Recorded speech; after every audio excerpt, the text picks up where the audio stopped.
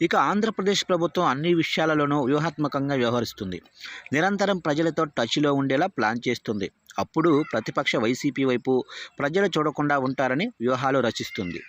ఇందులో భాగంగానే పెన్షన్ల పంపిణీ సమయంలో CM Chandrababu, deputy CM Pawan కళ్యాణ్‌తో సహా మంత్రులు, ఎమ్మెల్యేలు, ఇతర ప్రజాప్రతినిధులు పెన్షన్ల పంపిణీ కార్యక్రమంలో పాల్గొంటున్నారు.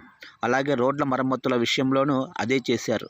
ఇప్పుడు మరో కార్యక్రమం కూడా అలాగే చేయబోతున్నారు. ఇక ఏపీ ప్రభుత్వం 3 జనవరి 2025న 1,00,000 మంది పేదల ఇళ్లను ప్రారంభించబోతుంది.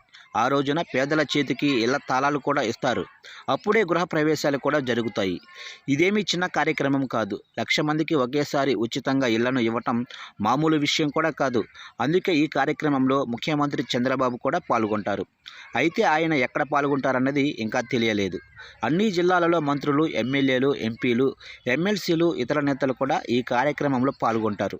అయితే వ్యూహంలో భాగంగా సీఎం సహా నేతలంతా పేదలకు ఇళ్ల తాళాలు ఇవ్వడమే కాదు, ఆ ఇళ్లలోకి వెళ్ళి కాసేపు మాట్లాడతారు.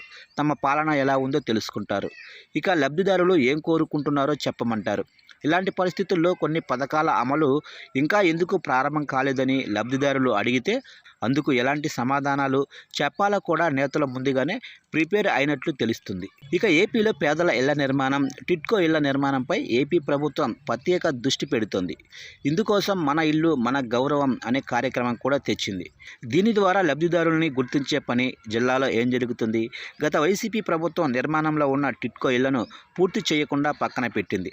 ఆ తర్వాత తమ పార్టీ రంగులతో కొన్ని ఇళ్లు పూర్తి చేసినా వాటన్నిటినీ లబ్ధిదారులకు పూర్తిగా ఇవ్వకుండా కొంతమందికే ఇచ్చింది. దీంతో లబ్ధిదారులు ఇళ్ల కోసం ఎదురు చూస్తున్నారు. ఇప్పుడు కూటమి ప్రభుత్వం ఈ కార్యక్రమాన్ని ముందుకు తీసుకెళ్లబోతుంది. అంతే తప్ప వైసీపీ టిడ్కో ఇళ్లను పక్కన పెట్టినట్లుగా కూటమి ప్రభుత్వం నిర్మాణంలో ఉన్న ఇళ్లను పక్కన పెట్టలేదు. ఇక కూటమి ప్రభుత్వం అధికారంలోకి వచ్చేటప్పటికి దాదాపు 1,00,000 ఇళ్లను అధికారులు లబ్ధిదారులకు ఇచ్చేందుకు సిద్ధంగా ఉన్నవిగా గుర్తించారు. వాటిలో చిన్నా చితక పనులు పెండింగుల్లో ఉండగా ఈ 6 నెలల్లో వాటిని పూర్తి చేశారు. అందుకే ఇప్పుడు వాటిని ఇచ్చేస్తే ఓ పనైపోతుందని ప్రభుత్వం భావిస్తుంది.